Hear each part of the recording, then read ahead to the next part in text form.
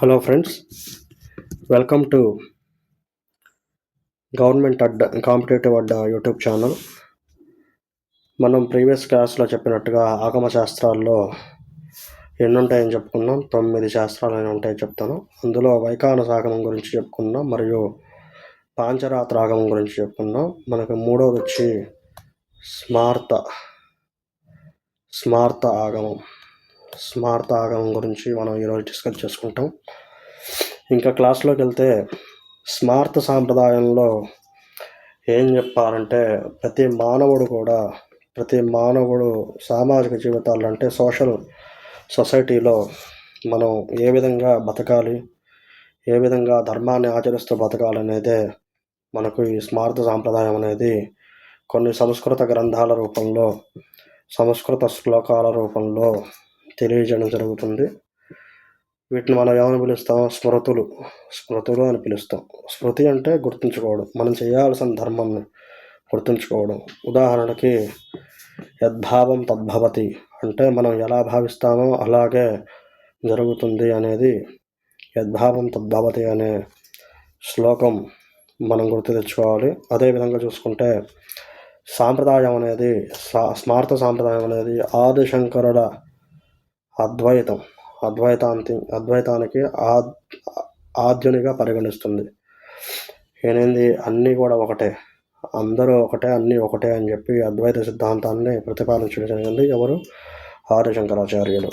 ఇదే విధంగా చూసుకుంటే స్వరూపం ఏదైనా పరమాత్మ ఒక్కడేనని ఈ అద్వైత సిద్ధాంతం అనేది చెప్పడం జరుగుతుంది. ఇందులో భాగంగా శివుడు, విష్ణువు మరియు శక్తి ఆరాధన, ఇతర దేవుళ్ళను సమానంగా గౌరవించి ప్రతి వ్యక్తికి తనకిష్టమైనది ఏ దేవుడినైనా సరే కొలుచుకునే అవకాశం అద్వైత సిద్ధాంతాన్ని కల్పించింది. అద్వైతమే కాదు, మనం పాలిటీ పరంగా చూసుకుంటే మనకి కల్చరల్ అండ్ ఎడ్యుకేషనల్ రైట్స్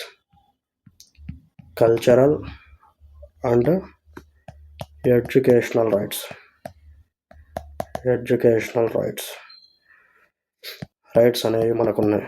ఎక్కడున్నాయి రైట్స్ అంటే? చాలు, ప్రాథమిక హక్కులు, ఫండమెంటల్ రైట్స్లో ఉన్నాయి. ఏ ఆర్టికల్ చెప్తుంది? Article 29 to 30. Cultural educational rights అంటే ఇవి మనం పాటించుకోవాలి. ఇవి మన ప్రాథమిక హక్కులు కాబట్టి ఎవరికైనా సరే తనకు నచ్చిన దేవుణ్ణి పూజించుకునే హక్కు ఈ కల్చరల్ అండ్ ఎడ్యుకేషనల్ రైట్స్ ద్వారా మనం కల్పించడం జరిగింది రాజ్యాంగం. ఈ విధంగా చూసుకుంటే ఏ దేవుణ్ణైనా సరే తనకిష్టమైన దేవుణ్ణి కొలిచే అవకాశం అద్వైత సిద్ధాంతం అనేది కల్పించడం జరిగింది. ఎవరు కల్పించారంటే ఆదిశంకరాచార్యులు వారు. ఏ సిద్ధాంతం ప్రకారం? అద్వైత సిద్ధాంతం ప్రకారం కల్పించడం జరిగింది. ఇదే విధంగా చూసుకుంటే మనకి ఇది ప్రీవియస్లీ మొన్న జరిగిన ఆగస్టు 20 టెరిటోరియల్ ఆర్మీ అనే ఎగ్జామ్లో cultural educational rights direct question అడిగాడు. కాబట్టి ఫ్రెండ్స్, ఇది జాగ్రత్తగా చదువుకోండి. ఫండమెంటల్ రైట్స్ కూడా దీనికి అనుసంధానం చేసి చదువుకోండి. ఇదే విధంగా చూసుకుంటే ఆదిశంకరాచార్యులు ఆరాధన పద్ధతులను వివిధ రూపాల్లో అధ్యయనం చేసి పంచదేవతారాధన లేదా పంచాయతన ఆరాధన అనేది పునరుద్ధరించడం జరిగింది. ఎగ్జాంపుల్ చెప్పుకుందాం. పంచాయతనాలంటే ఏమొస్తాయి? ఆదిత్యం, అంబికం, విష్ణుం, గణనాథం, శంకరం. ఈ 5గురిని కూడా పంచాయతన పూజా విధానాన్ని ఇప్పటికి కూడా కర్ణాటకలో శృంగేరి శ్రీ శారదా అమ్మవారి పీఠంలో మన శృంగేరి స్వాముల వారు చంద్రమౌళీశ్వరాభిషేకం జరుగుతుంది ప్రతి సోమవారం. ఇలా వివిధ విశేష రోజుల్లో పంచాయతన పూజా విధానంలో అభిషేకం అనేది జరుగుతుందన్నమాట. ఏ విధానం ప్రకారం? పంచాయతన విధానం ప్రకారం. ఎవరెవరు వస్తారు పంచాయతనం అంటే? ఆదిత్యం, అంబికం, విష్ణు, గణనాథం, శంకరం. ఇలా గుర్తుపెట్టుకోవాలి. ఎవరు ప్రతిపాదించారు? ఆదిశంకరాచార్యులు గారు ప్రతిపాదించారు. ఇదే విధంగా చూసుకుంటే మనకి కొన్ని పీఠాలు ఉంటాయన్నమాట. ఆ పీఠాలను ఏమంటాం మనం? చతురామ్నాయాలు అంటే ఏంటి? ఆదిశంకరాచార్యులు అద్వైత ప్రచారంలో భాగంగా దేశంలో 4 దిక్కుల అంటే 4 దిక్కుల పీఠాలను ఏర్పాటు చేయడం జరిగింది. ఎందుకంటే హిందూ ధర్మశాస్త్రాన్ని కాపాడడానికి అద్వైత ప్రచారంలో భాగంగా 4 దిక్కులా కూడా 4 పీఠాలను ఏర్పాటు చేయడం జరిగింది. ఈ 4 పీఠాల్లో చూసుకుంటే మనకి మొట్టమొదటిది శారదాపీఠం. ఇది ఎక్కడుంది? కర్ణాటకలో ఉంది. కర్ణాటక. 2 గోవర్ధన పీఠం పూరి. ఇది ఎక్కడుంది? ఒరిస్సాలో ఉంది. ద్వారకా పీఠం గుజరాత్. జీజే గుజరాత్లో ఉంది. జ్యోతిర్మఠ్ పీఠం ఎక్కడుంది? బద్రీనాథ్లో ఉంది. ఈ చతురామ్నాయాలు వీటిని 4 పీఠాలను చతురామ్నాయాలు అంటారు. మరి స్మృతులు అంటే ఏంది? వీటిని ఎలా గుర్తుంచుకోవాలంటే, స్మృతులు అంటే గుర్తుంచుకోవాల్సిన శ్లోకాలను గుర్తుంచుకునే విధంగా చెప్పబడే వాటిని స్మృతులు అంటారు. అంటే కొన్ని మనం పద్య రూపాల్లో చెప్తాం. పద్య రూపాల్లో చెప్తే ఏంటంటే సడన్గా గుర్తు రాకపోవచ్చు అవి. కానీ స్మృతులు అంటే కొన్ని శ్లోకాల రూపాలు ఉంటాయి. శ్లోకాలు అంటే ఈజీగా గుర్తుపెట్టుకోవచ్చు మనం. ఇలా మనం శ్లోకాల రూపంలో గుర్తుంచుకునే విధానంగా చెప్పబడిన వాటిని స్మృతులు అని అంటారు. స్మృతులు ఏ విధంగా ఉంటాయి? శ్లోకాల్లో ఉంటాయి. ఇలా ఒక్కో యుగ ధర్మంలో ఈ స్మృతులు అనేవి కొన్ని మార్పులకు చేర్పులకు లోనవుతూ ఉంటాయి. రకంగా మారుతూ ఉంటాయి. ఉదాహరణకి ఏంది? కృతయుగంలో మనుస్మృతిలాగా, అంటే కృతయుగంలో వాడిన మనుస్మృతి గ్రంథంలాగా. త్రేతాయుగంలో ఏంది? గౌతమ స్మృతి. మరియు ద్వాపర యుగంలో శంఖలిఖితల స్మృతి. అదే కలియుగంలో అయితే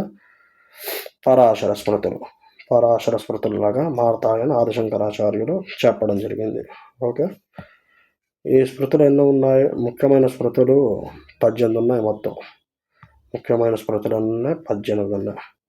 సారీ, ఇక్కడ లోగో అనేది అడ్డం వస్తుంది. 18. ఇది 18 ఉన్నాయన్నమాట.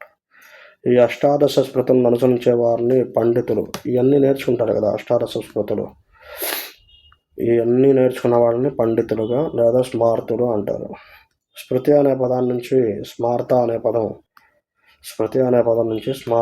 పదం ఆవిర్భవించింది అనమాట. అంటే ఈనాటికి ఆదిశంకరాచార్యులు అద్వైత సిద్ధాంతాన్ని అనుసరించే వారిని స్మార్తులుగా పిలుస్తున్నారు. ఇప్పటికి కూడా స్మార్తులు అంటారు. ఓకే, స్మార్తులు అంటే పంచాయతన విధానంలో పూజింపబడే పంచాయతనాలు శ్రీకాళహస్తిలో పంచాయతనాలు ఉందా చెప్పుకున్నాం కదా. ఏంది అది? ఆదిత్యం, అంబికం, విష్ణు, గణనాథం మరియు శంకరం. ఇవన్నీ కూడా ఆదిత్యం, అంబికం, గణనాథం, శంకరం. ఈ 5 రాళ్ళని ఎక్కడి నుంచి తీసుకొస్తామంటే అంబికాన్నేమో సువర్ణముఖి నది నుంచి అంబిక అంటారు దాన్ని. మధ్యప్రదేశ్లో ప్రవహించే నర్మదా నది యొక్క శిలలను శివలింగాలు అంటారు, అంటే శంకరం అంటారు. నేపాల్లో ప్రవహించే గండకి నదిలో లభించే సాలగ్రామం అంటే అంబికం. విష్ణుమూర్తిగా. మరియు కావేరి నదిలో నుంచే స్ఫటికం, అది ఆదిత్యం అనేది కావేరి నదిలో దొరుకుతుంది. సూర్యారాధనకు మరియు బీహార్లో ప్రవహించే సుభద్రా నది శిలను గణపతి ఆరాధనకు అంటే గణనాథం ఉపయోగించాలని ఈ ఆగమ శాస్త్రాలు అనేవి చెప్పడం జరుగుతుంది. స్మార్తులు హెచ్చు కార్యక్రమాల్లో చేసేటువంటి సంధ్యావందనం మరియు పంచాయతన పూజ, జపం, అగ్నిహోత్రం, ఇతర కార్యక్రమాలు ఉంటాయి. వీరు ఏం చేస్తారంటే స్మార్తులు ఉదయం లేచిన దగ్గర నుంచి ఏం చేస్తారు? ముందుగా లేవగానే స్నానం చేస్తారు. స్నానం చేసి సంధ్యావందనం అయిపోయిన తర్వాత దేవతార్చన, వివిధ కార్యక్రమాలు ఉంటాయి. పంచాయతన పూజ అంటారు. తర్వాత వాళ్ళకు నచ్చిన జపం, గాయత్రి జపము ఏదో ఒకటి చేసుకుంటారు. లక్ష్మీ గణపతో ఏదో ఒకటి. అగ్నిహోత్రం చేస్తారు. మనం ఫస్ట్లో చెప్పుకున్నాం, పెళ్ళైన వాళ్ళు ఏం చేస్తారు? బ్రహ్మయజ్ఞం చేస్తారు. పెళ్లి కాని వాళ్ళు, ఉపనయనమైన కుర్రవాళ్ళు అగ్నికార్యం చేస్తారన్నమాట. ఇలా అగ్నిహోత్రాలు చేసుకుంటారు. ఇతర కార్యక్రమాలు కూడా చేస్తారు. అదేవిధంగా తల్లిదండ్రులు గతించిన వాళ్ళు ఉంటారు కదా, చనిపోయిన వాళ్ళు, వాళ్ళకి ఏంటంటే ప్రతి నెల కూడా తర్పణాలు అనేవి ఉంటాయి, తెల తర్పణాలు. అవి ఎక్కడ వదులుతారు? ఎప్పుడు? అమావాస్య నాడు అమావాస్య నాడు పితృదేవతలకు తిలతర్పణాలు చేసే విధానం కూడా ఇందులో ఉంది. ఆ తిలతర్పణాలు అమావాస్య రోజు వదలాలంటే వదులుకోవచ్చు. మనకి ఎప్పుడు ఉంటాయంటే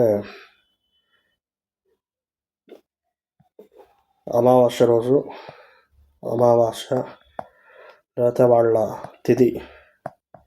తిథి లేదా శర్మని పెట్టుకునే రోజు, మరియు మహాళయాలు అంటే కొన్ని మాసాల్లో 15 రోజుల పాటు మహాళయ పక్షాలు అంటారు. పక్షం అంటే 15 మహాళయ పక్షాల్లో రోజు వదులుతారు అన్నమాట తిలతర్పణాలు. ఈ విధంగా స్మార్త సాంప్రదాయంలో మనకి చెప్పడం జరిగింది.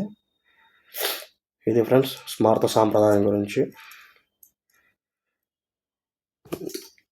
Thank you.